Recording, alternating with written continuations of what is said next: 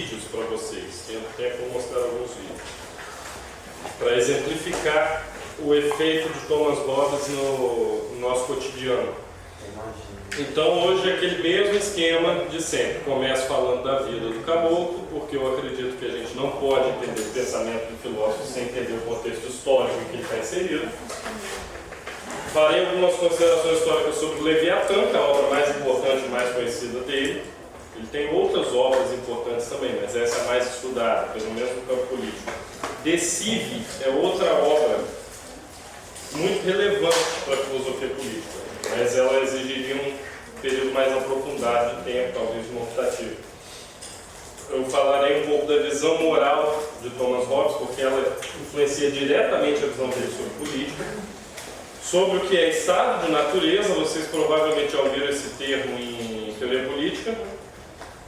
O pessoal da filosofia deve ter ouvido também em outras disciplinas. Sobre a noção de guerra, de todos contra todos, a origem da sociedade civil de acordo com o autor e quais são as funções do Estado. Alguma dúvida? Pois bem, vamos acordando devagar. Este é Thomas Hobbes. Essa pintura é um óleo sobre tela de um pintor chamado John Michael Wright. Ela datada de mais ou menos 1669, está na galeria na Inglaterra. Ele nasceu em Westport, hoje a cidade é outro nome. Iniciou a carreira dele em filosofia estudando questões científicas. O interesse dele era a filosofia da ciência. E ele começou a carreira em Paris, não na Inglaterra. Ele concluiu os estudos e foi para a França para se reunir um grupo de estudiosos que debatiam questões científicas. Estudiosos, por sinal, influenciados por René Descartes, como Mersenne, Gassendi e os discípulos deles. Em 1642, começou uma guerra civil na Inglaterra. Essa guerra civil fez com que o interesse por política do Thomas Hobbes se reacendesse. Ele já havia escrito alguns tratados sobre política, alguns artigos, algumas coisas de pouca monta. Mas com essa guerra civil ele muda o foco da filosofia dele inteira e larga a filosofia da ciência e passa a se dedicar somente a questões políticas.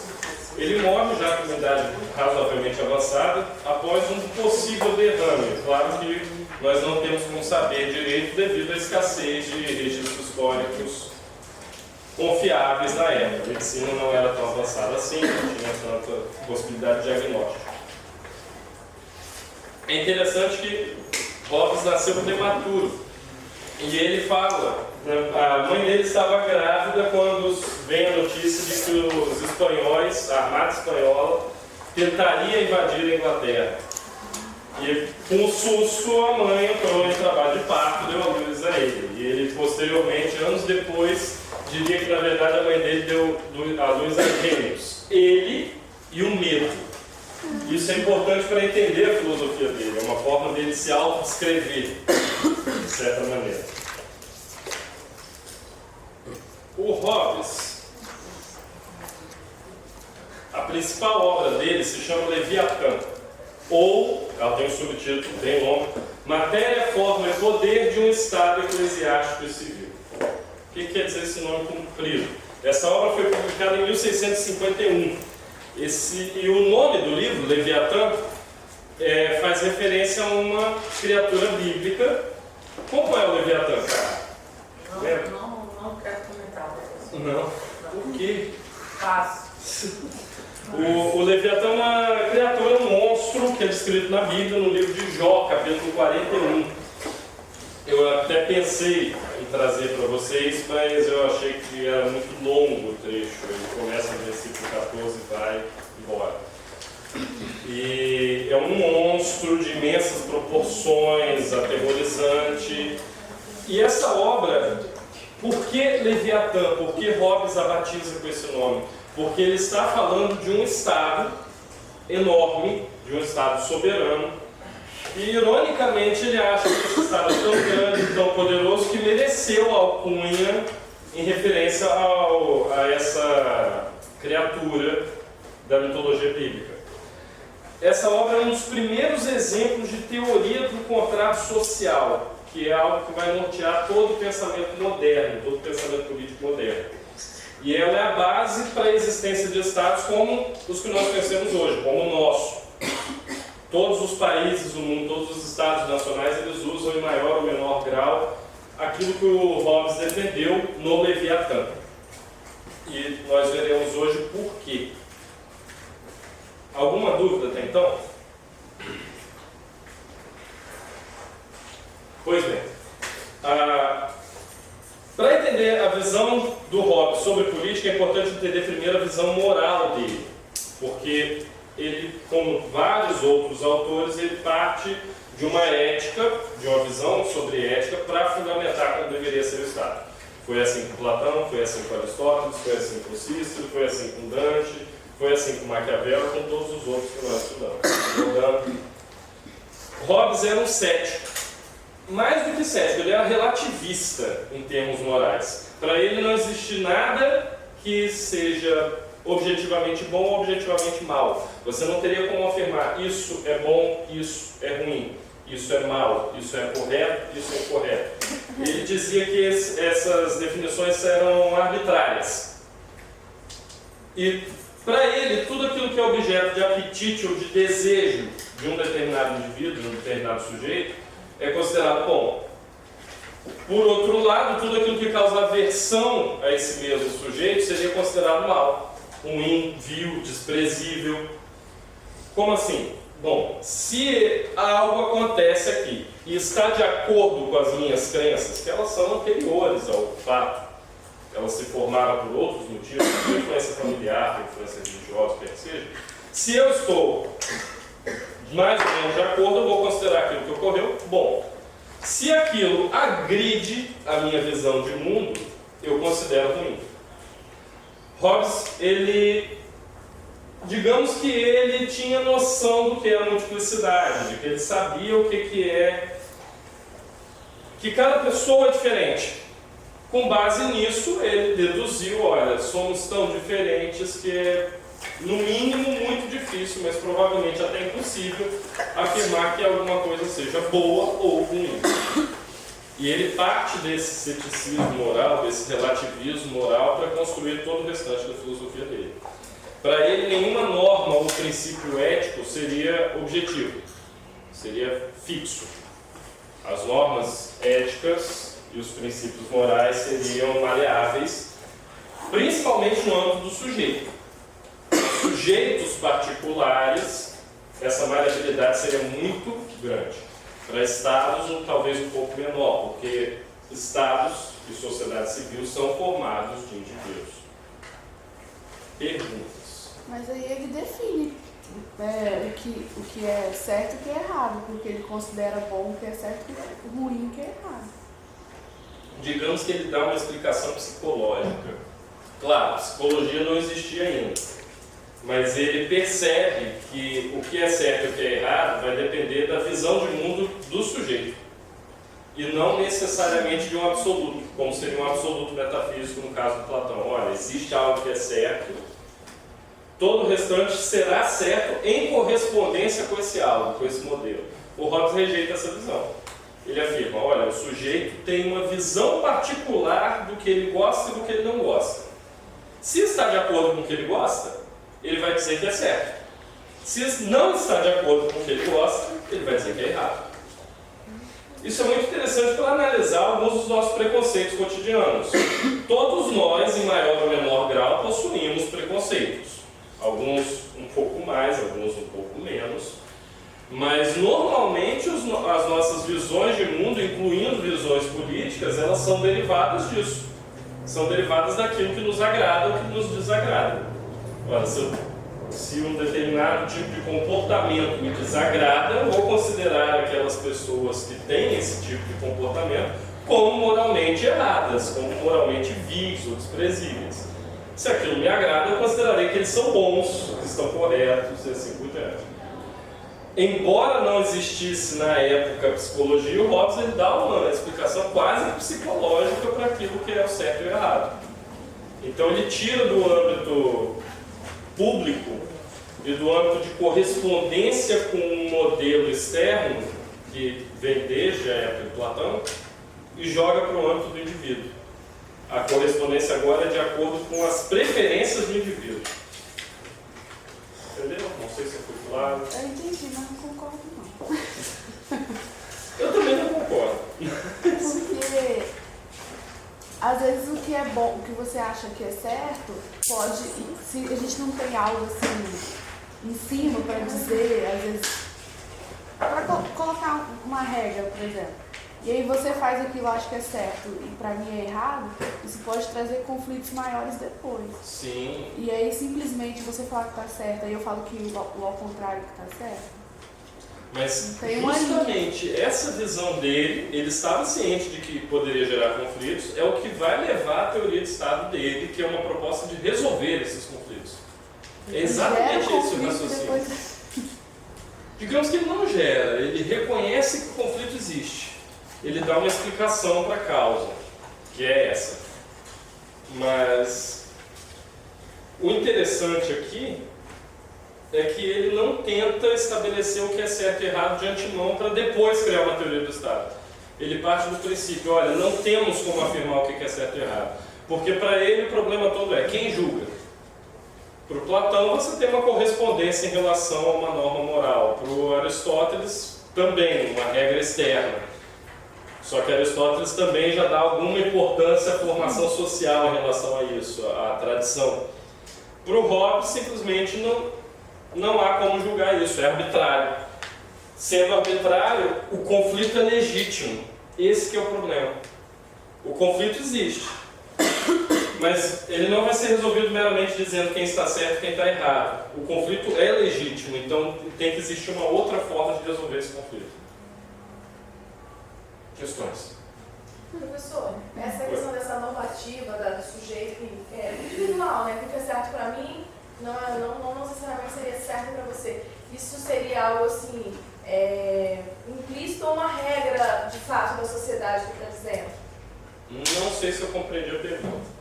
Tipo, o que ele está dizendo seria as regras da sociedade em si, ou seria algo assim, como é hoje, porque a gente tem as regras, porém assim, individualmente cada um é guiado pelos seus princípios, pelos seus valores, que é exatamente isso aí. Então, isso que ele está questionando, que ele está, é algo já existente, ou é algo ainda que está conjecturando? Digamos que ele está... na sociedade, não sei. Digamos que o Hobbes está tentando estabelecer uma explicação quase que científica para a origem dos conflitos sociais. Não é científica, é claro, porque falta um bocado de metodologia aí.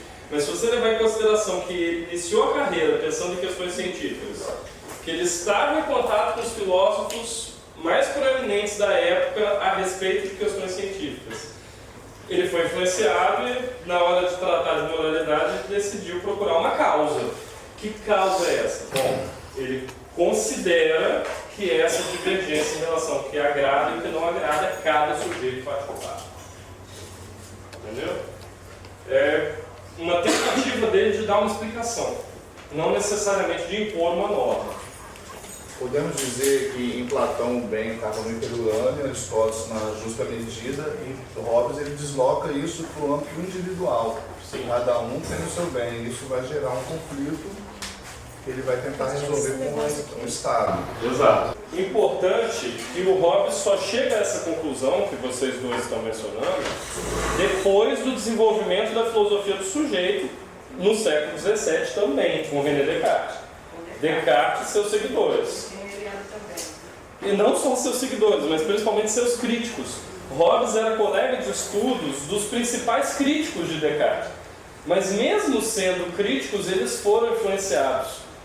Então, só depois do desenvolvimento dessa filosofia do sujeito, de colocar o sujeito enquanto centro da metafísica e de todo o pensamento ocidental, foi possível afirmar que não há uma regra moral do hiperurânio, no caso de Platão, uma regra moral dos costumes vinculada à justa medida, como no caso do Aristóteles, e sim uma regra moral partindo do particular, que é o sujeito. Isso é interessante. Hobbes é considerado por alguns autores como uma espécie de cartesiano. Não um cartesiano de fato, porque em nenhum momento ele tenta defender as visões de Descartes, ou ele foi discípulo de Descartes, nada do gênero. Mas o próprio autor do livro, do qual eu retirei o texto que eu passei para vocês, ele chega a chamar o Thomas Hobbes de discípulo de Descartes, de cartesiano, várias vezes, por causa das semelhanças do âmbito do sujeito, do foco no sujeito e do âmbito dele, digamos, da influência da matemática sobre o pensamento dele. Que o Hobbes tem uma visão geométrica de Estado. Ele tem uma visão de maior, menor, teoria dos conjuntos. Essa visão geométrica é característica da filosofia cartesiana. Por que essa visão moral dele é importante? Porque ele vai postular algo novo para a filosofia até então, que é o chamado estado de natureza. O que é esse estado de natureza? É um tema recorrente em toda a filosofia do período moderno. Hobbes inicia a conversa a esse respeito, ele inicia as pesquisas a respeito do estado de natureza, mas esse tema vai se repetir em Locke, vai se repetir em Rousseau, vai se repetir em vários pensadores modernos de relevância. E ele descreve, em tese, esse termo descreve a forma como o homem vivia antes do surgimento da sociedade civil. Por isso, estado de natureza, como o homem viveria em estado natural, de acordo com sua própria natureza. Sem sociedade. Hobbes usa isso para exemplificar o surgimento do Estado e também para justificar o tipo de Estado que ele está defendendo. E os vários autores do período moderno eles irão divergir a respeito de como seria esse estado originário da humanidade, esse estado de natureza. O Hobbes, em particular, ele afirma que o estado de natureza, ele é... Bom, vamos guardar isso para um slide posterior. O importante é o seguinte, o estado de natureza é um estado de ausência de sociedade, ou no máximo algum tipo de pré-sociedade, sociedade primitiva, porém sem estruturas políticas. Isso é importante. Como vivia o ser humano sem estruturas políticas? E, para ele, como não há um critério de moralidade objetivo, como aquilo que eu considero certo ou errado depende daquilo que me agrada ou não me agrada, ou me desagrada, cada ser humano buscaria a satisfação dos seus próprios desejos, constantemente. Em estado de natureza, nós somos guiados pelo desejo, por aquilo que nos agrada, ir atrás daquilo que nós queremos e nos afastarmos daquilo que nos desagrada. Percebam que Freud foi influenciado por esse tipo de pensamento. Quando ele fala de pulsão, ele está falando algo bem similar a isso aqui. E os desejos daquele que busca se satisfazer, eles podem entrar em conflito com os desejos ou as aversões de outros indivíduos, que também estão buscando se satisfazer. E é isso que gera o conflito, como a nossa colega falou. Ora, eu gosto de, sei lá, sorvete de jiló. Vocês odeiam sorvete de jiló. Vocês acham que isso é errado, não deveria nem existir. Então eu vou lá, compro sorvete de jiló e distribuo para a turma inteira porque eu quero mostrar para todo mundo como é bom. Eu vou sair daqui sendo xingado, sendo execrado. Porque o meu desejo de mostrar para todos o quanto isso é bom acaba agredindo o desejo de vocês de evitarem aquilo que lhes desagrada. Muitas tensões sociais são baseadas nisso. Pensem, por exemplo, na questão da heterossexualidade, da homossexualidade, da bissexualidade. Ora, para alguns agrada determinado tipo de comportamento sexual, para outros agrada outro tipo de comportamento sexual. Para um terceiro grupo agrada um terceiro tipo de comportamento sexual. E é claro, a quarto, quinto, sexto, 20º tipo. Existem várias nuances. Porém, aquilo que agrada a alguns não agrada aos demais. Não só não agrada, como causa uma certa medida de aversão. Quando aquele primeiro tenta satisfazer seu desejo indo atrás daquilo que o agrada, os demais, que sentem aversão àquilo, irão considerar aquilo como vil, desprezível, moralmente errado. E executam um julgamento moral baseado nisso. Essa seria, por exemplo, um exemplo hipotético de uma explicação hobbesiana a respeito da homofobia ou qualquer outra coisa do gênero. O exemplo é meu. A analogia, quem está inventando agora sou eu. Mas estou usando categorias dele. Agrada, desagrada, é julgado como moralmente correto, é julgado como moralmente incorreto, com base nisso. Nós podemos certamente pensar em vários outros exemplos. Há pessoas a quem agrada a intervenção do Estado na economia. Há pessoas a quem desagrada a intervenção do Estado na economia. E aí vocês verão os dois grupos brigando entre si. Um chamando o outro de coxinha e os outros chamando um de petralha, comunista, etc, etc, etc. Porque a outra parte é considerada moralmente execrável, vil, ruim, errada. Perguntas?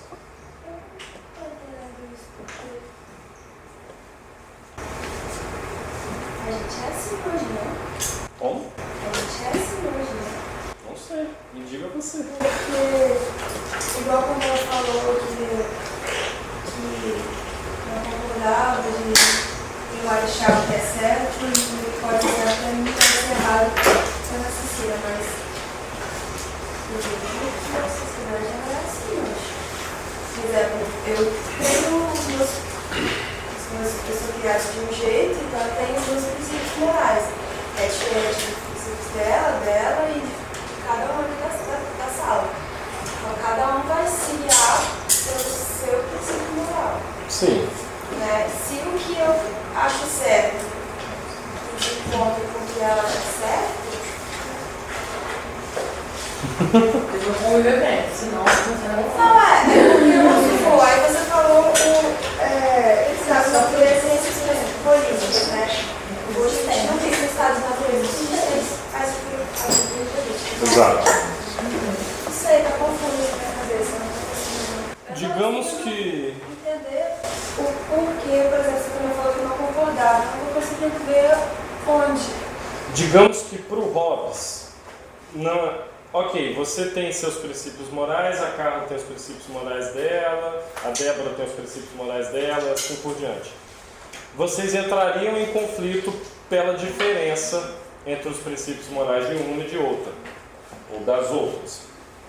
Digamos que o Hobbes, ele simplesmente estende a questão para ninguém está certo. No final das contas, não teria como saber quem dentre vocês três, do exemplo, estaria certo. Porque não haveria correspondência com nada externo. O que haveria seria meramente a visão do sujeito. Professor, aqui ele fala, tudo depende, em última instância, do juízo de cada indivíduo isoladamente. Exato. Então você não tem um referencial externo com o qual julgar quem está certo e quem está errado. Coisa que na filosofia anterior a ele existia. Platão falava da forma do bem, por exemplo. Aristóteles falava da via do meio, por exemplo. O acúmulo excessivo de dinheiro seria errado porque não atende a via do meio. Cícero fala da atividade política. Os medievais todos, Agostinho, Tomás de Aquino, Guilherme de Ockham, eles vão fazer a correspondência com o divino, com a lei divina. Então, o certo ou o errado é aquilo que obedece ou desobedece às leis de Deus. E o Hobbes, já na modernidade, vira e fala, não tem certo e errado. Que tempo você acha que é certo ou errado? Então ele desloca o foco de algo externo para algo interno ao sujeito. Nós não teríamos como julgar. Isso são questões para os próximos capítulos. Mas o importante é que com essa noção de estado de natureza, ele vai afirmar que eu posso perseguir os meus objetivos indiscriminadamente. Como você também pode perseguir os seus objetivos indiscriminadamente. Mesmo que isso interfira com outras pessoas. Ao perseguir os seus objetivos, você pode interferir com os meus.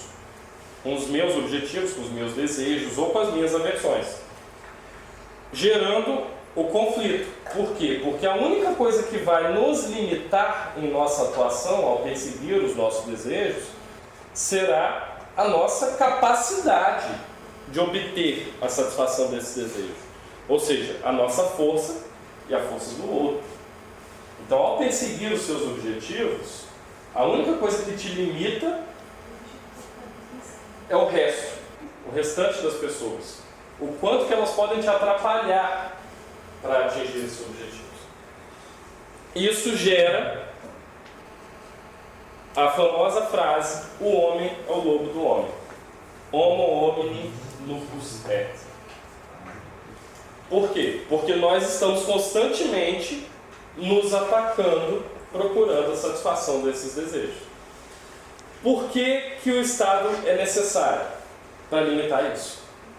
Se em estado de natureza não tem nenhuma força regulatória que me impeça de atrapalhar todo mundo enquanto eu persigo os meus objetivos, o Estado vem como resposta para evitar que as pessoas entrem em conflito constantemente. Mas talvez não seria mais fácil não colocar isso? Não sei se... Não postular esse conflito incessante? Porque eu acho que ele contribuiu para que esse conflito acontecesse, porque já havia, hoje mesmo, a gente tem um presidente, por exemplo, e nós temos normas, então a gente faz que aquilo ali não pode ser, a gente não pode fazer aquilo ali, porque senão pode gerar conflito. Claro que ainda assim gera, mas é menos, porque nem todo mundo vai fazer o que quiser, só os mais cabeça aberta. E aí ele não coloca isso, ele vai contra o Estado, depois quer que o Estado interfira. Ele não vai contra. Ele afirma que sem o Estado nós estaríamos em constante guerra. Com o Estado, essa guerra é limitada, ela passa a ter regras. Isso faz com que diminua a quantidade de energia gasta no conflito. Vamos colocar assim. Aí o Estado começa a colocar regras, só que o que ele falava disso? Não postular regras, não postular normas. Não postular normas de cunho moral. A moralidade é uma coisa, a legislação é outra. Esse é o ponto. Ele defende que sejam postuladas normas políticas ou normas legais. Mas essas normas políticas ou legais, elas não necessariamente estão baseadas em um critério moral externo ao sujeito. É interessante porque ele ao mesmo tempo cria a noção de comunidade política e ele separa essa noção de comunidade política de uma moralidade objetiva. Ao mesmo tempo em que separa as duas coisas da concepção do Estado. Deixa eu só passar. Aeroporto próximo da universidade é ótimo. Na sociedade, a moral e os costumes são muito incutidos no indivíduo. Então, seguem e ele tem o direito, né, a lei, a legislação, para gerar qualquer conflito que essa moral e bom costumes entre indivíduos possam surgir. Sim. Apesar de que eles estão sujeitos a essas leis de regulação, mas eles ainda assim estão impregnados de moral e de costumes. Sim. O interessante do Hobbes, ele está tentando explicar a origem do Estado e, ao mesmo tempo, explicar o que ele considera ser a função do Estado. Então, ele elabora toda uma explicação teórica, passando por esse estado de natureza, uma explicação quase antropológica, para afirmar que o Estado é necessário para evitar o caos social. Professor, deixa eu ver se eu entendi bem. Então, assim, ele coloca que o indivíduo tem a sua ética, a sua moral individualmente, e o Estado ele existe com a legislação, não ética e não moral, mas exatamente para, vamos dizer assim, frear os conflitos que são gerados a partir dessa ética e dessa moral individual? Quase isso, sim. O Estado ele teria também o conjunto de indivíduos que formam o Estado, ou o soberano, que estaria responsável pelo Estado, teria também uma visão ética ou moral própria. O que o Hobbes diz é que isso não necessariamente faz dessa visão a correta. Pelo contrário, ela é tão arbitrária quanto todas as outras visões éticas e morais de cada indivíduo particular. Para ele, o certo e o errado são arbitrários. Sim. Então, enquanto Aristóteles diz que o homem saiu de sociedade porque é naturalmente político, cooperativista, ele fala que o homem se agrupa porque ele é naturalmente competidor. Pode fazer esse paralelo? Sim, é uma interpretação possível. Outra interpretação possível é que ele é exatamente o oposto do Aristóteles. Ele afirma que a tendência do homem é a desagregação. Essa é a interpretação mais normalmente aceita. Mas a sua interpretação também tem coerência. Claro. É uma possibilidade. Vamos. O Estado, enquanto mediador dessas subjetividades do homem, então não cabe o Estado a prescrição de nenhuma regra moral, ou como é que o Estado age nisso?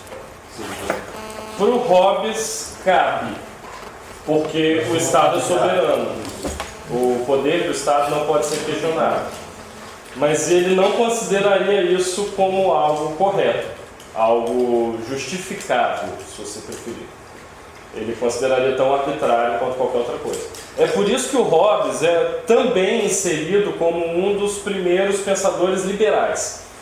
Porque se vocês pegarem a linha do pensamento liberal e o liberalismo clássico, pelo menos o liberalismo clássico, ele prega que não deveria haver interferência do Estado em questões éticas ou morais de cunho particular dos componentes do Estado, ou seja, dos cidadãos.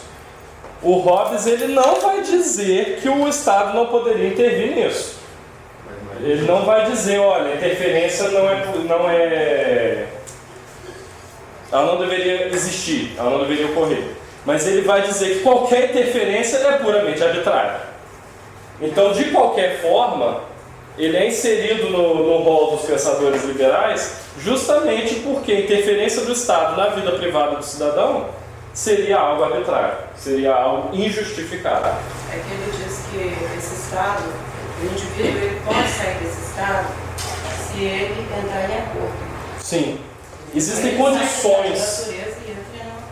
Existem condições pelas quais o Estado, o indivíduo passa a se colocar fora das condições desse contrato social, vamos colocar assim. Vai ficar mais claro. Esse estado de conflito constante para ele impede o desenvolvimento da civilização. Para citar o próprio Hobbes, não há lugar para a indústria porque seu futuro é incerto. Não há navegação nem utilização possível do conforto ligado às coisas que podem ser importadas por mar. Não há habitações confortáveis. Não há instrumentos de transporte de pessoas e coisas, pois eles exigem grande força. Não há ciência das coisas terrenas, nem cômputo do tempo, nem artes e ofícios, nem literatura. Então, o estado de natureza para ele é um estado pré-civilização.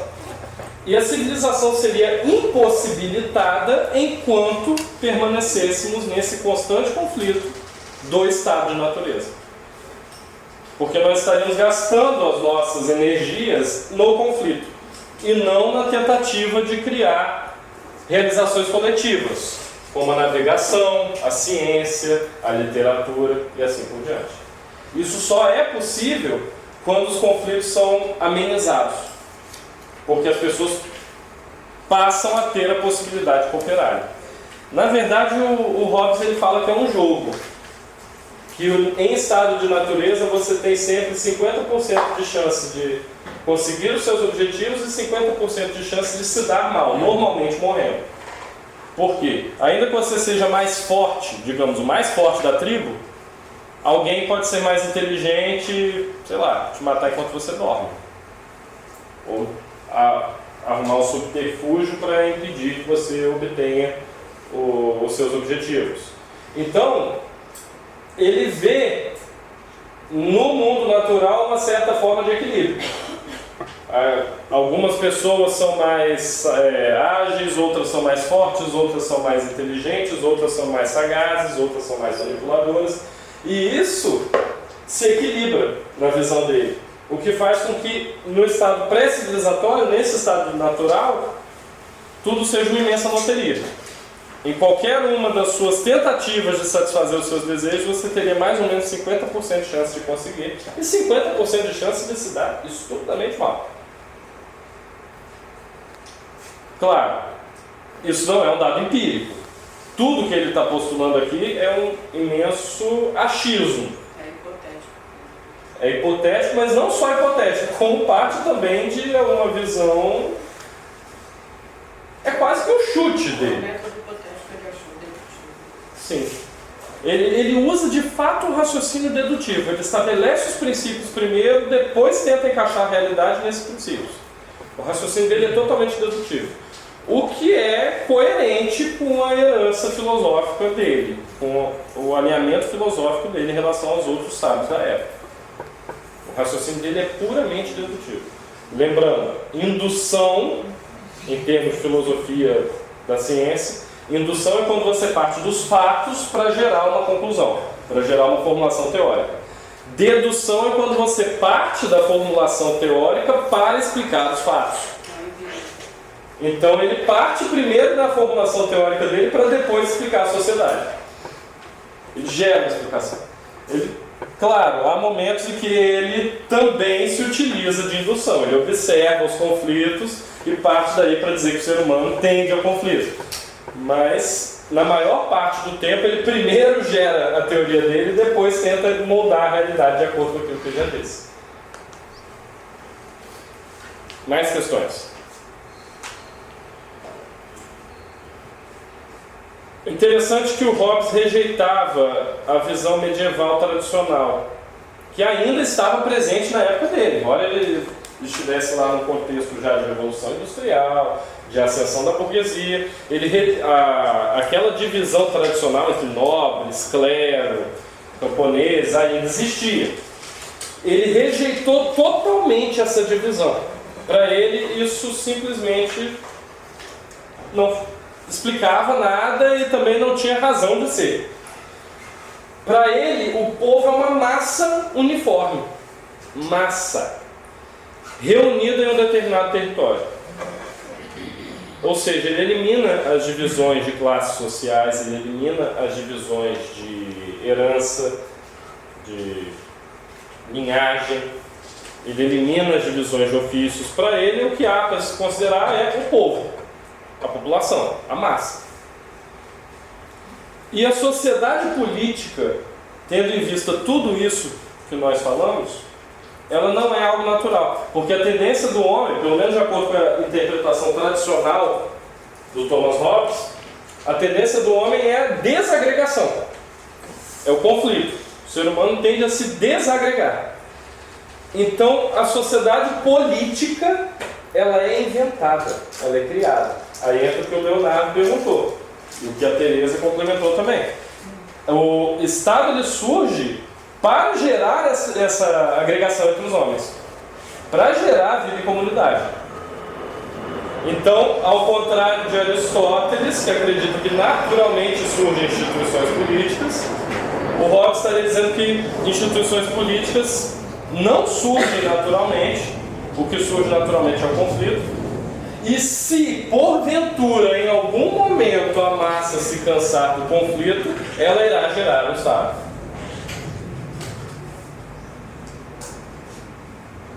Portanto, ele é um dos primeiros filósofos, se não foi o primeiro, a considerar que sociedade civil e Estado são coisas distintas. Porque, afinal, você tem o povo, você tem a massa, e essa massa se comporta de um determinado jeito. E você tem o Estado, e o Estado é artificial, ele é criado depois, para resolver os problemas decorrentes do estado da natureza. Questões. Isso aqui é particularmente relevante, porque até então todos os filósofos que nós vimos consideravam o Estado como algo, se não emanando diretamente da sociedade civil, pelo menos totalmente misturado a ela. Quase que como um braço da sociedade civil. Como se fosse uma propriedade emergente da sociedade civil.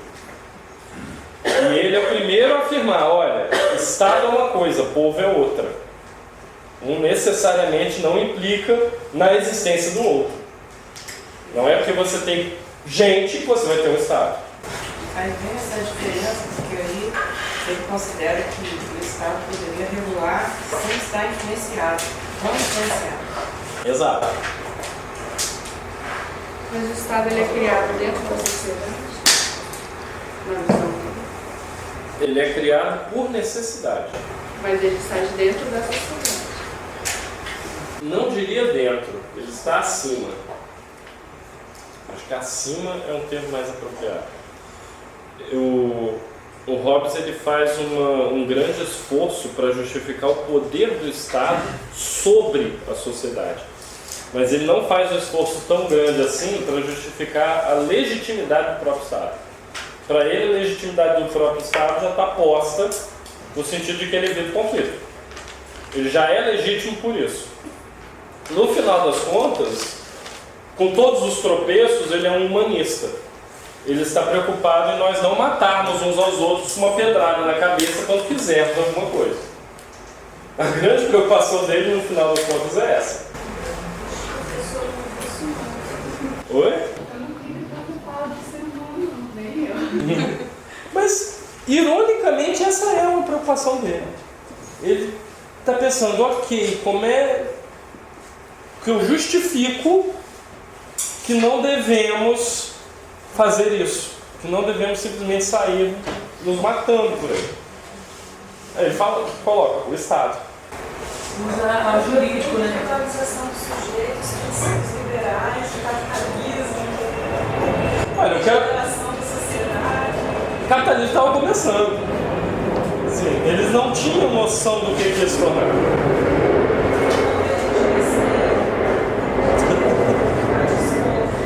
Entendi, Débora.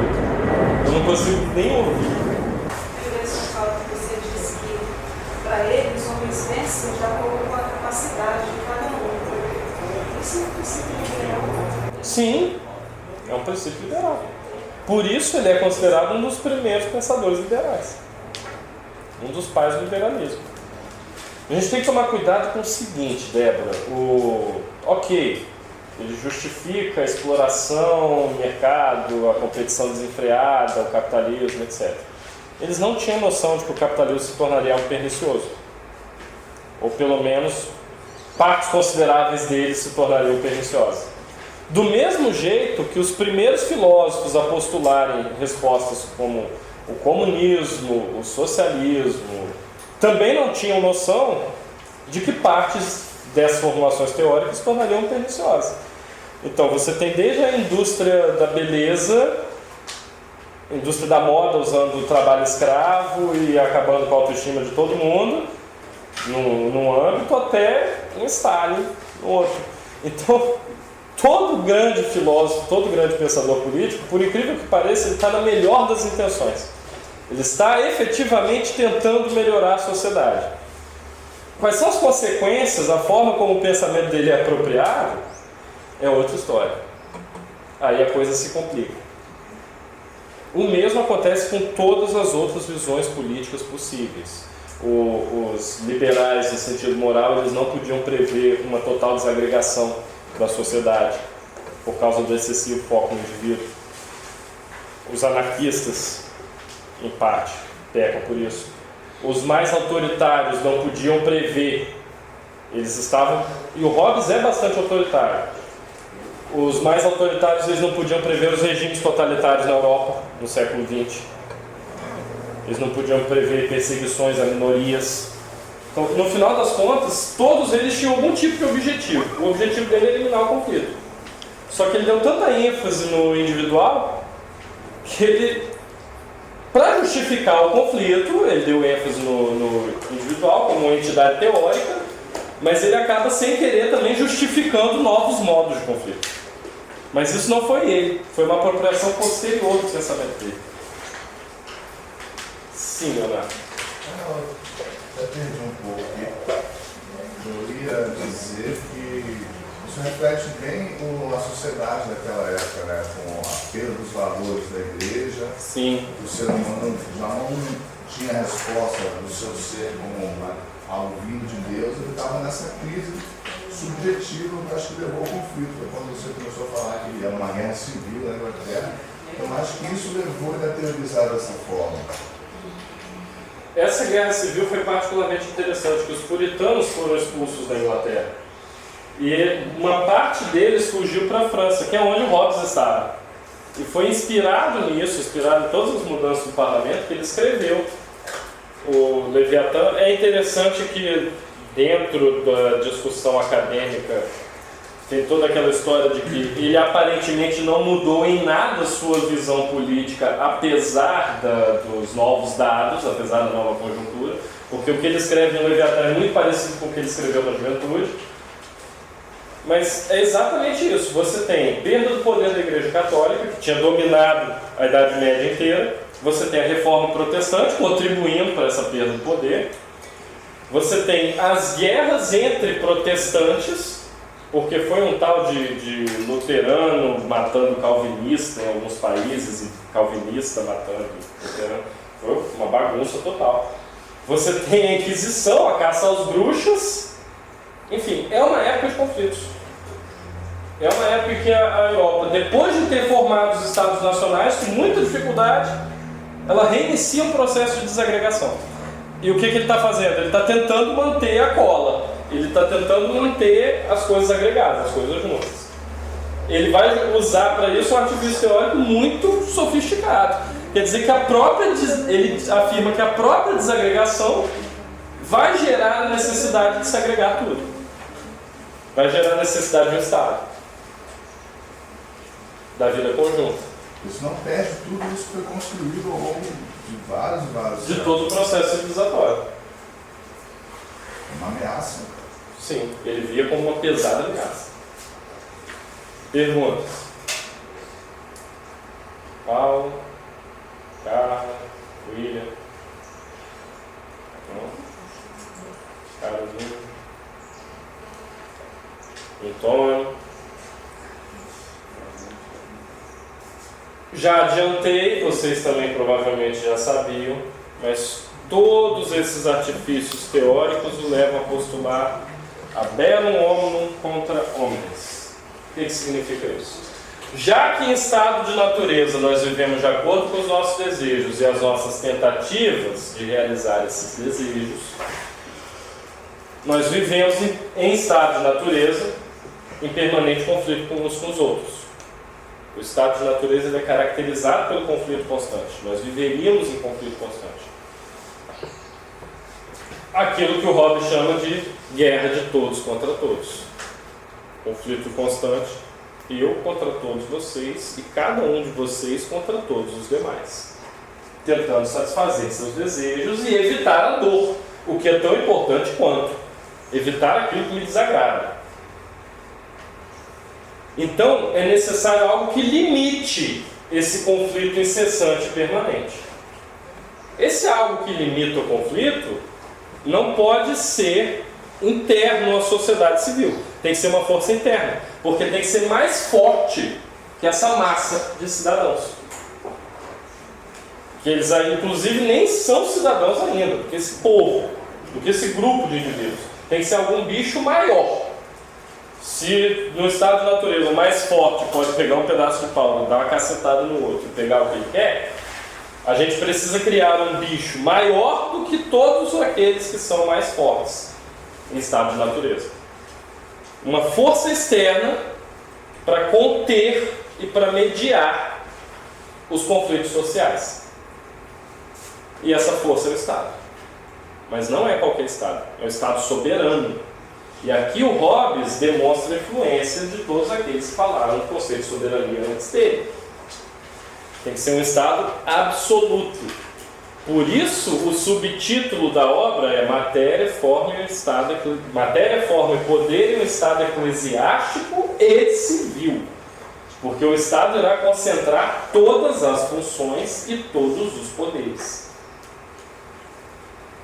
E vai exigir de nós uma obediência absoluta. Exato.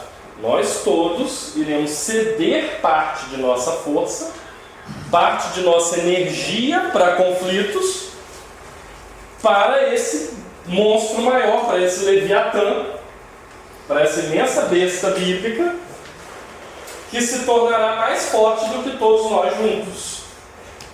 E, portanto, será capaz de nos limitar. Então, basicamente, você cede parte dos seus direitos e das suas vontades para alguém maior do que você, para garantir que uma outra pessoa não interfira com a sua existência, buscando satisfazer os desejos dela. Eu vejo jurídico também. É uma imensa teoria do bullying, isso aqui. Ora, existe o bullying, existem pessoas mais fortes que as outras que roubam o dinheiro do nosso lanche, certo? Então o que a gente faz? A gente chama o nosso irmão mais velho, que é grandão, já está crescido, para ameaçar esses que são mais fortes do que nós. Agora, imaginem que esse irmão mais velho é o irmão mais velho de todo mundo ao mesmo tempo. Esse é o Estado. Então todos nós cedemos parte da nossa força, inclusive aqueles que estavam roubando o dinheiro do lanche, cedem parte de sua força, para garantir que não serão vítimas em um momento futuro. Entenderam por que ele disse que a mãe dele deu à luz a duas crianças? Ele e o medo. É uma teoria baseada em medo. Medo do outro, medo do próximo.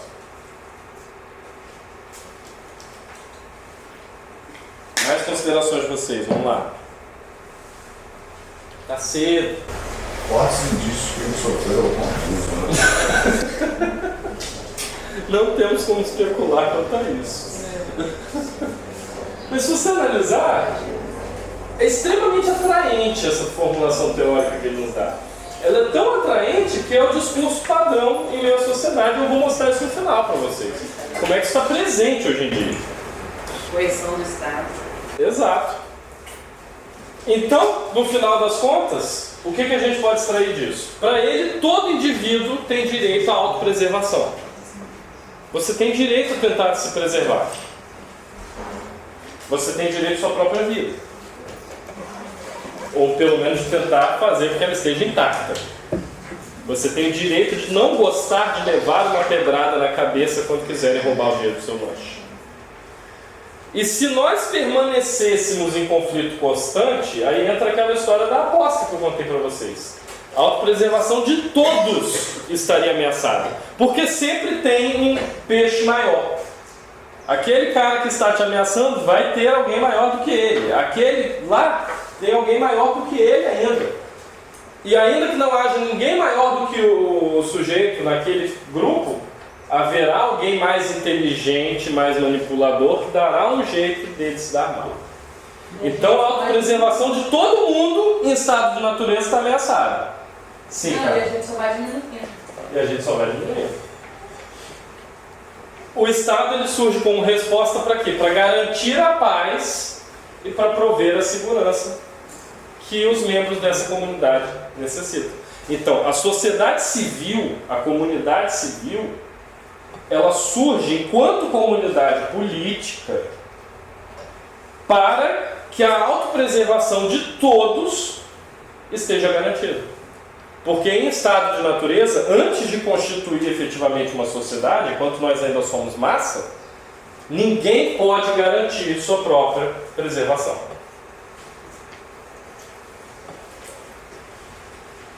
E isso pressupõe o quê? Pressupõe um pacto. Um pacto fundamental, pelo qual, aquilo que eu falei agora há pouco, todos os homens, e mulheres, é claro, homens aqui enquanto comunidade de seres humanos, cedem parte de seus direitos, de sua energia, de sua força ao Estado. Para quê? Para que esse Estado os proteja de possíveis ameaças, internas ou externas. E a esse pacto nós damos o nome de contrato social.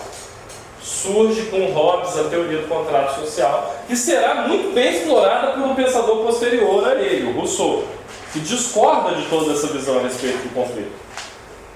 Mas a ideia de que a sociedade surge por meio de um pacto, de um contrato, ainda que seja um contrato não verbal, aparece aí. Perguntas? Vocês estão assustados? Estão com sono? O que eu estou falando é muito óbvio. Ele é mentiroso. Oi? Ele é mentiroso. Ele é mentiroso. Não é mentiroso ou não gostei do Hobbes? Não, é mentiroso. Não? Por quê? Porque o homem é combustível, sempre vai conflito. Eu, particularmente, acredito que, embora ele tenha criado uma teoria muito logicamente consistente, ele não conseguiu estabelecer a noção inicial de conflito. Essa guerra de todos contra todos, ele deu poucas provas de que ela de fato existe. A meu ver, ele estava, digamos, especulando a respeito da própria sociedade em que ele vivia. Caso fosse removido o Estado, a sociedade dele cairia no barbarismo, a sociedade da época. O que talvez não fosse verdadeiro para outros tipos de sociedade ou outras épocas. Agora, essa é uma visão particular. Existem inúmeros pensadores que concordam com o Hobbes, que afirmam que a nossa natureza é o conflito. Percebam que ele pega aquela noção de natureza humana, tão presente na Antiguidade e na Idade Média, e permanece com ela. Só que ele reduz, ele fala, não é da natureza humana criar isso, criar aquilo. A natureza humana é ser egoísta. Ponto. Ele resume o negócio. E, é claro, aqueles pensadores que concordam com ele irão concordar com muitos outros aspectos do pensamento dele, ainda que não concordem com tudo. Haverá, é claro, aqueles que concordam com tudo. Mas a tendência é que, se você concorda com o postulado inicial de um filósofo, você irá concordar com boa parte dos postulados que ele extrai daquele axioma inicial. O interessante é que ele tem alguma influência do Maquiavel também. Mas ele faz a interpretação do príncipe do mesmo jeito que o Erasmo de Roterdã fez. Aqui, isso aqui é um manual de trairagem.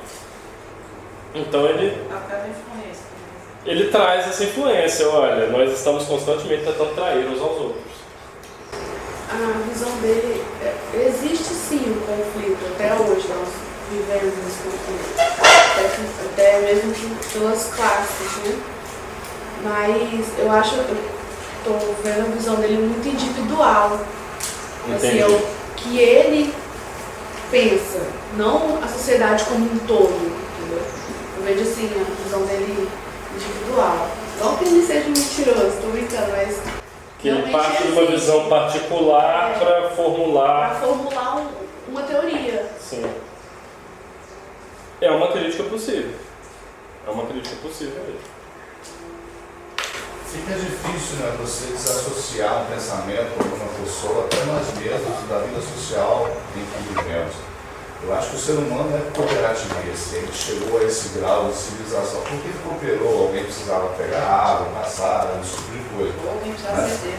Na época dele, era impossível ele não ver essa competição.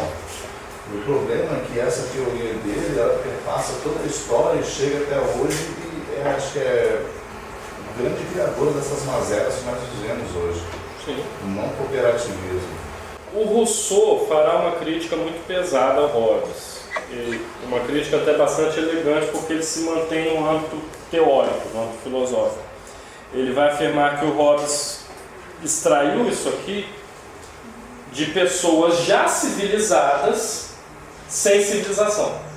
Que ele pegou pessoas já civilizadas e imaginou como seria caso a civilização fosse removida. E com isso estabeleceu esse postulado. Todos esses postulados. Essa é a crítica que o Rousseau faz ao Hobbes. Daí ele parte para afirmar toda uma série de coisas que nós veremos em aulas posteriores a essa. Até porque essas guerras eram das pessoas civilizadas, né? Sim. Parece um contrassenso com o que ele diz. Sim. Débora. E a igreja? A igreja não fez nada com isso. Como? Por que a igreja não fez nada com isso? Eles acham que está agindo naquela fase de ocultamento. Olha, a igreja chega a proibir algumas obras dele. Não recordo se essa foi proibida. Não recordo agora, mas ela chega a proibir. Então, o Maquiavel usou os Sim. Se você analisar, ainda que essa obra tenha sido proibida, coisa que eu não recordo agora se foi o caso, ela é útil à visão da igreja. Porque, afinal, se a tendência do ser humano é o conflito, é necessário alguém para prover a paz social. Isso pode perfeitamente ser uma comunidade eclesiástica. Alguns detalhes que eu não posso deixar de mencionar. Para o Hobbes não tem doutrina de separação de poderes. O soberano que está no comando do Estado, ele concentra funções, ele é absoluto. Se ele não fosse absoluto, se ele não concentrasse todos os poderes do Estado em si, ele seria incapaz de garantir a paz social. Percebam a semelhança com o pensamento do Baudin. Não pode haver nada que limite o poder do soberano. Do contrário, ele não é soberano. O Baudin ele usa esse artifício lógico. O Hobbes utiliza um artifício pragmático. Não pode haver nada que limite o poder do soberano, porque, do contrário, ele não conseguirá exercer a sua função, que é garantir a paz e proteger a todos. Que, afinal, ele precisa de poderes ilimitados para isso.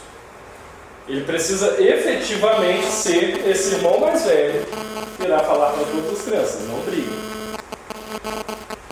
Por ser absoluto, os súditos não possuem o direito de mudar de regime político.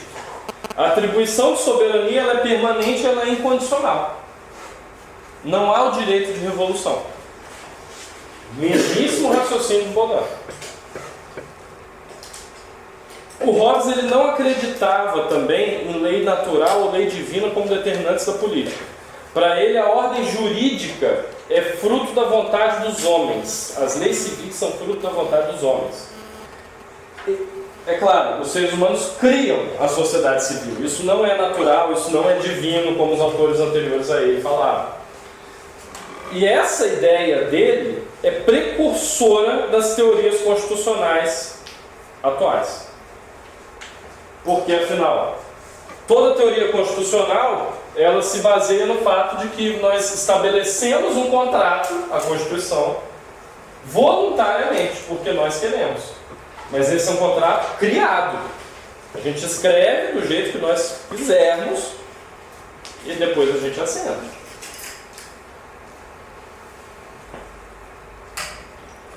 E outra, para ele a noção de justiça é uma convenção. A lei civil ela é equivalente à lei natural. Não existe lei injusta. O soberano, já que ele detém todos os poderes, ele está acima da lei. E por que não existe lei injusta? Porque para ele o critério de justo ou injusto é arbitrário. Afinal, ele é um relativista moral, ele é um cético nesse sentido. Então, o que existe é a lei que é cumprida ou a lei que não é cumprida. Ou a lei que está no papel, que é positivada juridicamente, e a lei que não é positivada. Logo, toda lei é justa, porque ela já está escrita, já foi aprovada, já foi imposta, então ela só tem que ser cumprida. Isso aqui é a base daquilo que no direito o pessoal chama de positivismo jurídico. Está aqui a lei, cumpra-se a lei, ao pé da letra, do jeito que ela está. Mas serve para ele também? Serve para ele é membro da sociedade. Não serve para o soberano. Não, O soberano está acima da lei. não, é isso que eu ia. Porque como o soberano faz a lei, ele está assim, ele pode revogar quando ele quiser, ele pode criar uma lei nova quando quiser. É para quem está abaixo dele. Eu imaginei que você estava falando ele em referência ao Hobbes. Não, ao soberano. O soberano. O interessante aqui, para que vocês entendam o positivismo jurídico, digamos, roubo. Roubo é um crime, está lá tipificado, Código Penal, isso aqui, etc. A pena é de X tempo de detenção a Y tempo de detenção. Aí pouco importaria para um positivista jurídico se você roubou um pote de manteiga porque não tinha o que comer, ou se você desviou bilhões porque quis. Para um positivista jurídico, olha, a regra é essa, você descumpriu a regra, logo vamos aplicar a regra que determina a pena, que é X. Ponto. E esse último item é o precursor dessa noção, desse positivismo jurídico. Existem as regras, existem normas, qualquer descumprimento da norma tem que ser julgado do mesmo jeito. Por isso que alguns autores falam que ele era mecanicista. Ele era mecanicista. Como eu falei, ele tinha uma visão geométrica de sociedade, inspirado no trabalho de Descartes. De Galileu também. Então, ele tem uma visão matemática, uma visão geométrica do que é o Estado. Olha, X é X. Bom. Professor, e ele fala que a igreja não tem nenhum poder político, né? Uhum. Mas apenas autoridade moral para ensinar e aconselhar. Isso é uma aparente contradição do pensamento dele, porque sendo um cético e relativista moral, como ele pode defender que alguma instituição tenha autoridade moral sobre os homens? É possível que ele tenha incluído isso nas obras dele como um meio de evitar censura, penas, conflito. Todo mundo nessa época fez isso, né? Boa parte dos autores dessa época fizeram isso. Para a igreja, É interessante que eles começaram a dissertar, chegavam lá no final e deixavam uma ambiguidade. Né? Exato. seja louvado. Professor, Sim. Você falou que os súditos não poderiam modificar o regime, não é isso? Correto. E no sentido de revogar quando ele não cumprisse o objetivo de proteger, isso também não seria um detalhe importante? Seria. E eu previ que um de vocês ia me fazer essa pergunta. O pacto social ele pode ser quebrado em 4 situações, em 4 hipóteses. A primeira, os súditos são feitos prisioneiros de guerra. O Estado entrou em conflito com outro Estado e perdeu. E os súditos são feitos prisioneiros. Ora, logo, o seu Estado, aquele para quem você cedeu direitos, para quem te proteger, você foi incapaz de te proteger. Não só isso, como você passa a estar sob a jurisdição de outro Estado. Então o pacto social está quebrado. A segunda hipótese, o soberano renuncia ao poder, não só em relação a si mesmo, mas também em relação a todos os seus herdeiros. Ora, se o governo está vago, o pacto está quebrado. Não tem ninguém para garantir a paz. Terceira hipótese, o súdito é banido. Ora, se você for banida, se você for expulso da cidade, você não responde mais às autoridades dessa cidade. Então o pacto foi quebrado. E, por fim, o soberano é submetido ao poder de outrem. Invasão estrangeira, por exemplo. Ora, o soberano não é mais soberano, ele não é mais a entidade mais poderosa daquela comunidade. Então não é ele que vai garantir a paz. O pacto foi quebrado de novo. Hobbes elenca essas 4 situações. Claro que nós podemos pensar em inúmeras outras, mas perceba que são sempre variantes do tema alguém é mais poderoso do que o soberano, ou eu não estou mais respondendo ordens do soberano. É um desvio de função. O contrato ele diz o seguinte: eu topo seguir as regras desde que você me garanta segurança. Se você não me garante mais segurança, quebrou o contrato. Considerações, Paulo? Está super pensativo.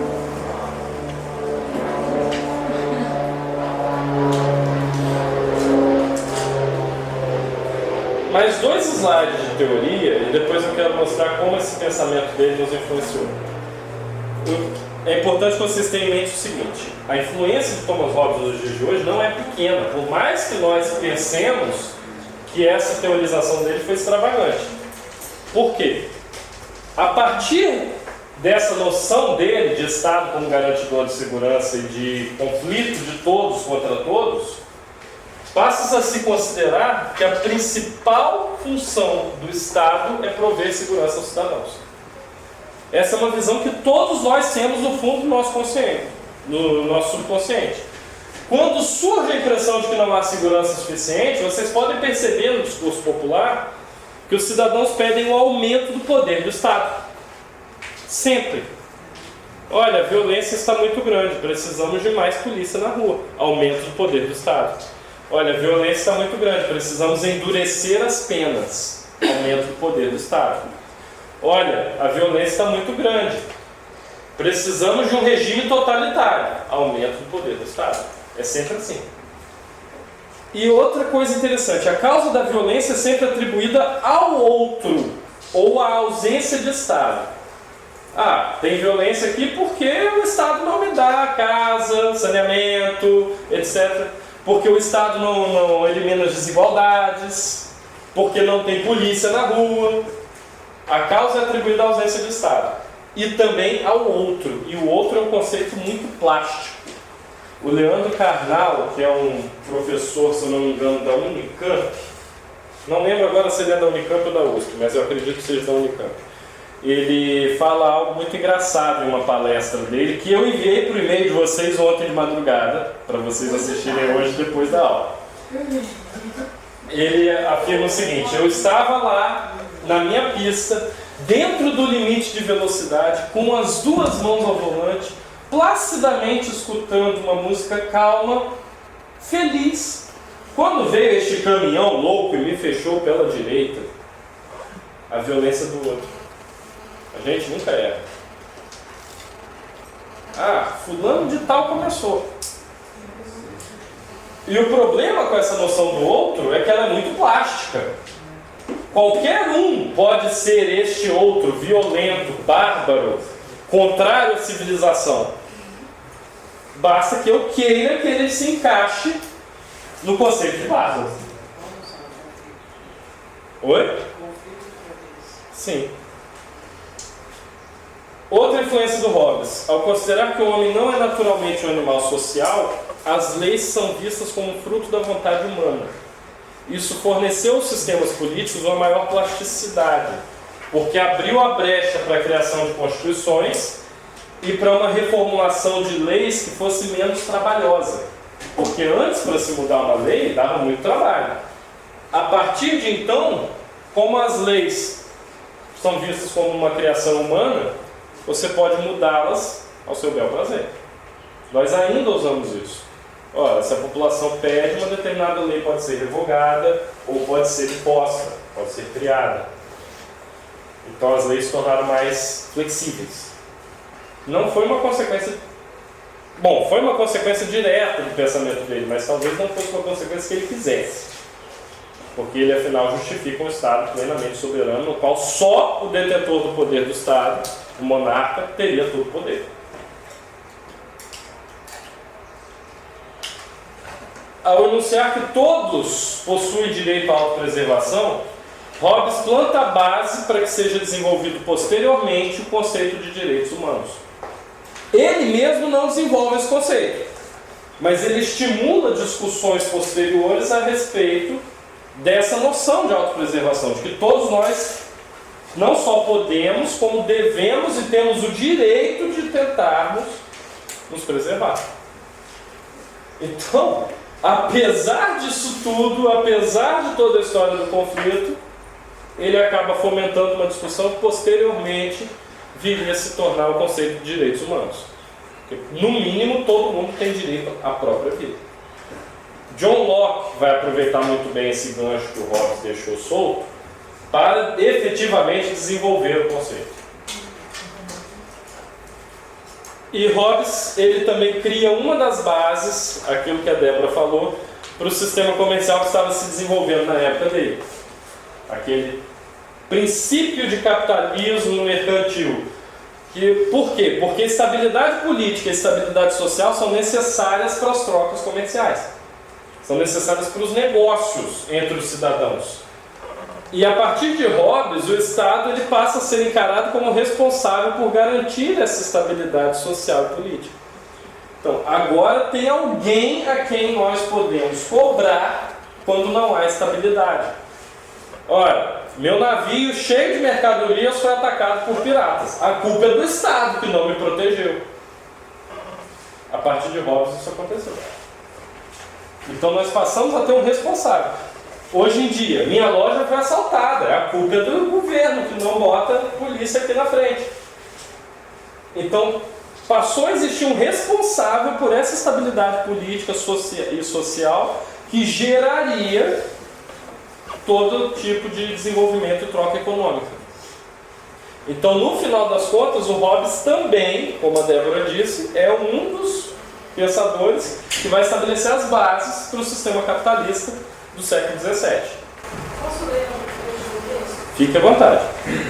Até mesmo o trabalho humano transforma-se em mercadoria negociável e em vista de um lucro. Qual página, né? Página 199. Forma de um lucro. Afinal, essa afirmação nada mais é do que um simples espólio de teorema proposto no início da obra, segundo o qual o valor de um homem, tal como o de qualquer outra coisa, é o seu preço. Sim. Ok, você tem valor para si mesmo enquanto tentativa de preservar a sua vida. Mas você tem valor para os outros enquanto meio de satisfação dos desejos deles. Se você é um meio de satisfação dos meus desejos, eu te vejo como mercadoria. Como objeto, literalmente. Percebam que isso não vai só no âmbito econômico. Porque satisfação dos desejos pode ter diferentes conotações. Pode ter conotações econômicas, mercantis, pode ter conotações políticas, relativas a ganho de poder, pode ter conotações até sexuais. Mas o outro é visto como objeto, porque ele é visto como um meio para a minha satisfação. Valor de uso. Valor de uso, valor de mercadoria, valor de troca, tudo isso. Mais questões? Darei alguns exemplos para vocês. Eu acredito que talvez não seja bem necessário. Separei alguns vídeos. Eu não editei propositalmente para que vocês vejam na íntegra, porque editando eu poderia distorcer o contexto dos vídeos. Com o vídeo na íntegra vocês têm a certeza de que eu não estou distorcendo o conteúdo. Percebam como em todos eles, em todos os casos, ou são matérias jornalísticas ou são comentários de âncoras de veículos de comunicação. Em todos eles, vocês verão que a causa da violência é atribuída ao outro, ao ente externo, e que a solução da violência é atribuída ao Estado. A responsabilidade pela segurança é atribuída ao Estado. Não sei se dará tempo de passar todos, mas a gente fica 5 minutinhos a mais por caso. Este ano foram registrados mais de 150 casos de ataques a caixas eletrônicos na Bahia. A população fica refém da falta de segurança e se transforma em alvo fácil. Os bandidos agem principalmente nos equipamentos que funcionam em locais isolados. Eles se espalharam pelas cidades e facilitam a vida dos clientes dos bancos, mas têm sido alvos fáceis da ação dos bandidos. Ontem, todo o dinheiro de um caixa eletrônico foi levado por uma quadrilha de assaltantes armados que invadiu uma área destinada aos caixas no hipermercado Extra da Paralela. E as saidinhas bancárias comprometem a segurança de quem retira o dinheiro dos caixas. A gente se sente um pouco inseguro de estar tirando dinheiro assim em rodoviárias, supermercados. Como você vê, não tem nenhum segurança aí. Ninguém vai passar uma segurança maior. Olha o que está em volta. E saída sempre mais rápido para ir embora. Só neste ano já foram registrados 164 ataques a caixas eletrônicos na Bahia. Mas há cuidados que podem aumentar a segurança de quem busca a comodidade dos caixas eletrônicos, mesmo em locais de grande movimentação. Caixas eletrônicos isolados em estabelecimentos não bancários costumam ser mais vulneráveis, segundo este especialista em segurança pública, já que os bancos que instalam os equipamentos não se responsabilizam pela segurança. Eles não se sentem responsáveis para a segurança dos seus correntistas e os donos de estabelecimento que acolhem os caixas eletrônicos também não se sentem responsáveis em prover essa segurança. O Estado também não provê essa segurança, ficando apenas na mão de Deus a população. Retirar dinheiro à noite nunca é recomendado, assim como o saque de valores mais altos.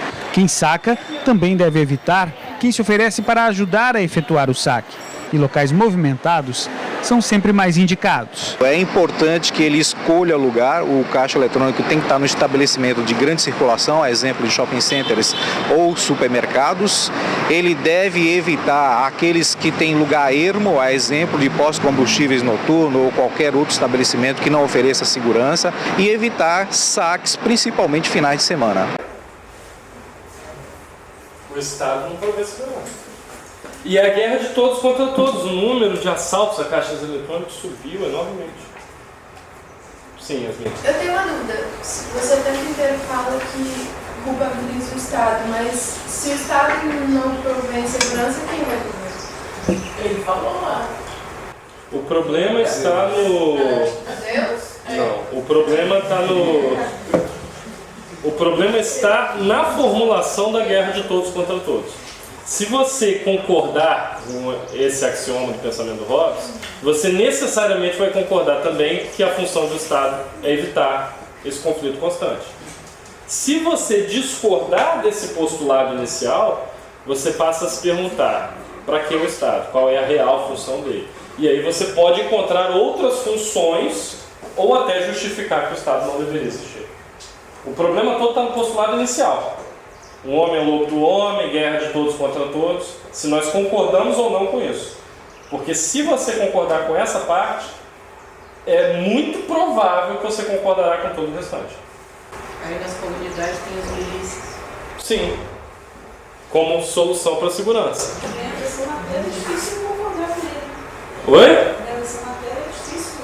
Sim, eu selecionei as matérias de propósito, elas vão ficando cada vez mais pesadas. Apenas na noite desta sexta-feira foram arrombados 3 estabelecimentos comerciais na rua Rio Grande do Sul. Segundo a Polícia Militar, os criminosos invadiram um restaurante, uma relojoaria e um correspondente bancário. Dos locais foram levados dinheiro, brincos e relógios. Apenas o correspondente bancário não foi furtado, mas teve prejuízos pelo arrombamento. Segundo a PM, o principal suspeito já foi preso. Inclusive, essa noite houve uma denúncia de um possível arrombamento, em uma das lojas aqui na área central, e as guarnições deslocaram para o local. E lá depararam com o autor, vulgarmente conhecido como Paulinho Bicha. E a vítima reconheceu esse autor, Então, depois das informações, ele foi conduzido à delegacia, foi autuado em flagrante. Se encontra preso e ele é um dos principais autores, de arrombamento e furto aqui na área central. Esta padaria, que fica no bairro Cascatinha, também foi assaltada e outras lojas da rua foram arrombadas. Este veterinário, que é vizinho do estabelecimento, conta que tentaram arrombar a clínica dele e teme o que aconteceu. Tentaram arrombar aqui na porta do pet shop, colocaram um objeto ali, tentaram roubar. O meu vizinho foi assaltado com arma de fogo. Então você vê a insegurança que a cidade está passando. Estranho, precisa ver o que está acontecendo, não é verdade? O veterinário acredita que o policiamento está fraco. A gente fica muito preocupado, porque você não vê guarnição na rua. A gente anda por aí, não está vendo. Aqui também, na região, você não vê guarnição, A gente não sabe o que está acontecendo. Eu fui até a rodoviária esses dias, fui e voltei, era meia-noite, pegar meu filho lá na rodoviária. Eu não vi uma guarnição na rua. Esta outra comerciante também já teve a loja arrombada e desde então gasta com segurança particular e equipamentos de vigia. Eu já fui assaltado uma vez e depois disso eu coloquei câmeras, eu pago vigia e mesmo a gente tendo todos esses gastos, ainda não é o suficiente, porque a gente paga, afinal de contas, impostos. E acho que a gente tinha que ter um policiamento aqui, uma ronda policial na rua. Com o assalto que aconteceu a poucos metros, o temor tem apavorado os lojistas da região. E isso gera um medo na gente, Isso gera uma insegurança, na verdade. Então, o que a gente quer é reivindicar isso, é um policiamento, uma ronda policial também, que deixa a gente mais segura. Geralmente, nos finais de semana, o policiamento administrativo, eles vêm para a central para reforçar o policiamento, objetivando a coibir esse tipo de delito. Guerra de todos contra todos, medo do coleguinha, medo do próximo, do outro. Como que a gente evita o conflito? Aumenta o poder do Estado. Precisa de mais guarnições na rua, mais policiais. Guarnição é um termo local, nesse caso, para isso. Eles vão se intensificando a cada tempo, Carla? A gente estava falando que essa situação ele colocou lá na época do século XVII. Sim. E a gente está no século XXI. Sim. Entendeu? Então, esses problemas cada dia mais vão se intensificando, a gente vai dando ao Estado mais condições, dando mais poder para poder nos garantir a proteção E funciona? Não, mas eles também agem da forma errada, né? Como se um policial na rua trouxesse segurança para a população. Exato. E não é verdade, né? A gente atribui ao Estado essa função de segurança, mas o Estado está intervindo de uma forma super errada, porque a questão social mesmo não é tocada. Assistência a essas pessoas que as pessoas taxam como ladrão, pivete, marginal, o tratamento, a questão mesmo que eles têm não é tocada. Sim. Então não vai resolver mesmo. A questão é que nós sempre tenderemos a pedir o aumento do Estado, o aumento do poder do Estado ou o aumento da presença do Estado, qualquer coisa do tipo. O Estado tem que ser maior em algum aspecto para resolver o problema de segurança. E se não resolve, bom, tem algo errado nessa equação. Em alguma parte desse raciocínio tem algo falho. Professor, com relação à Primavera Árabe, e aqueles grandes conflitos que aconteceram lá, você pode explicar sobre essa questão do Estado, porque lá não é um Estado totalitário? Olha, em tese, pelo que nos chega pela imprensa ocidental, sim, e por isso eles se revoltaram. Eu tenho lá minhas dúvidas se o que a nossa imprensa nos passa a respeito deles é tão verdadeiro, tão verídico assim. Mas justamente isso, quando o Estado se torna excessivamente grande, a população se revolta para derrubar o soberano. Justamente porque o poder se torna tão grande que ela se sente oprimida.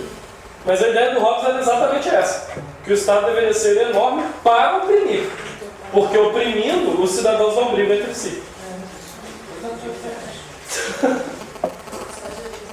Fez sentido?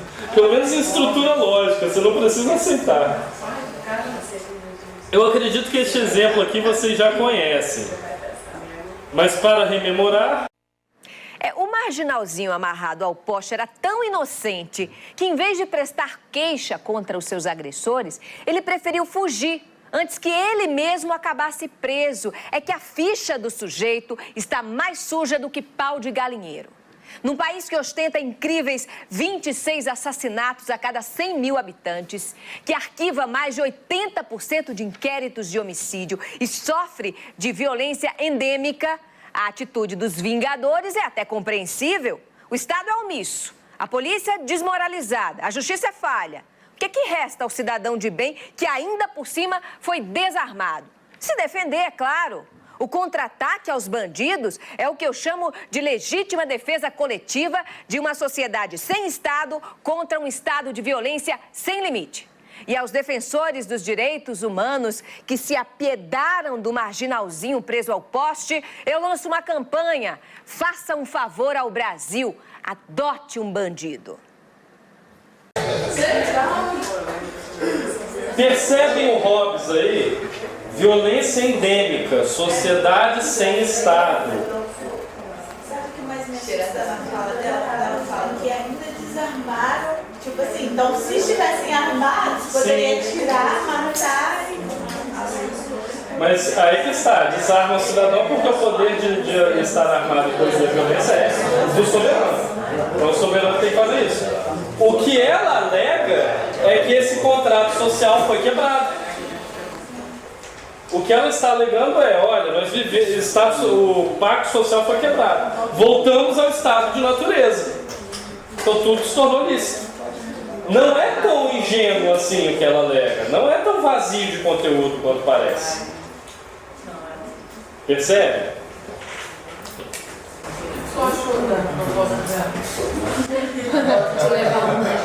Eu vou pular direto para o último vídeo,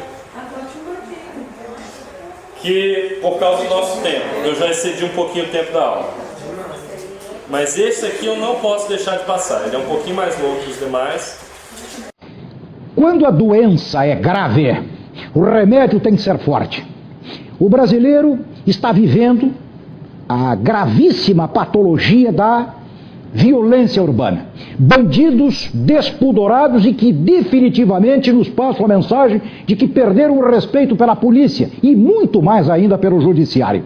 Uma pesquisa que circula hoje entre nós, realizada pela Confederação Nacional da Indústria junto com o IBOP, nos faz saber que 46% dos brasileiros pesquisados são a favor da pena de morte e 51% querem a prisão perpétua, isto é, vox populi, vox dei. O parlamentar, que é o cara que encaminha a legislação, representa o povo. O povo quer o endurecimento da aplicação da lei penal. O parlamentar diz que não, diz que o povo não sabe o que quer. Mas que diabo, não estamos vivendo um regime democrático em que nós delegamos as pessoas para nos representar no parlamento? Então elas têm que ouvir o povo.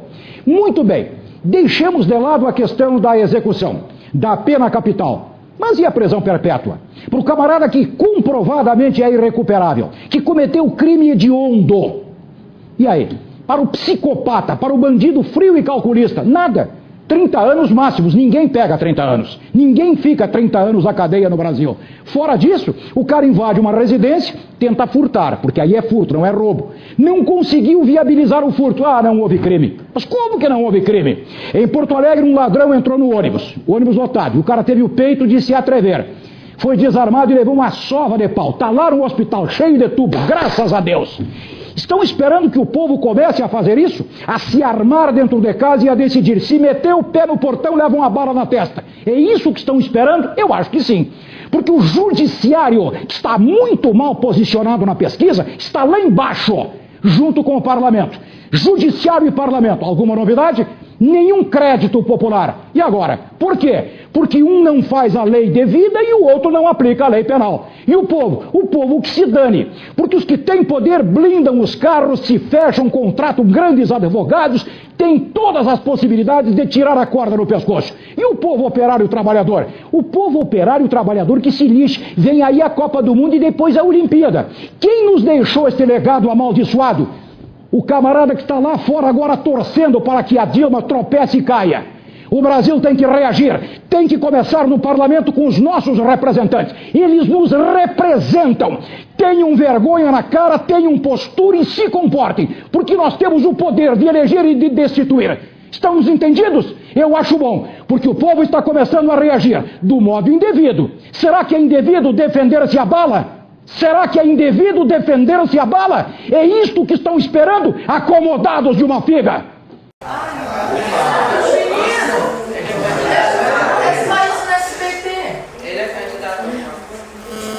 Esse é o Luiz Carlos Prates, ele é um âncora bastante famoso justamente pela oratória dele, digamos assim. Pois bem, eu tinha em mente que nós debateríamos esses vídeos, mas parece que o debate todo rolou ao longo dos demais slides. Percebam como o pensamento do Hobbes ainda está presente. Guerra de todos contra todos, o jeito de resolver essa guerra é aumentar o poder do Estado. Caso o Estado seja omisso, tudo bem voltar ao estado de natureza. É o pensamento. E vocês ligarão o noticiário hoje ou amanhã e verão o mesmo discurso sendo repetido, às vezes de forma mais sutil, às vezes de forma mais enfática. Embora acredite que é pouco provável ser mais enfático do que o Prates. Mas isso a gente vê no jornal todo santo dia, no rádio, em todas as mídias. E nós reproduzimos isso também. Prestem atenção em si mesmos, às vezes. Olha, ocorreu um crime aqui porque não tem polícia. É o mesmo pensamento do Thomas Hobbes. Ontem estava cheio de polícia, viu? Em cada esquina tinha uns 200 Eu até perguntei, foi isso, falaram que ele tem manifestação dele? Eu sou. Não, mas que os estudantes iam fazer manifestação devido a isso, soltou no Facebook. Leiam o texto do John Locke, segundo tratado sobre o governo civil. Quem não pegou a prova, venha pegar comigo. E até terça-feira, quando nós veremos o que o Locke faz com esse pensamento do Hobbes.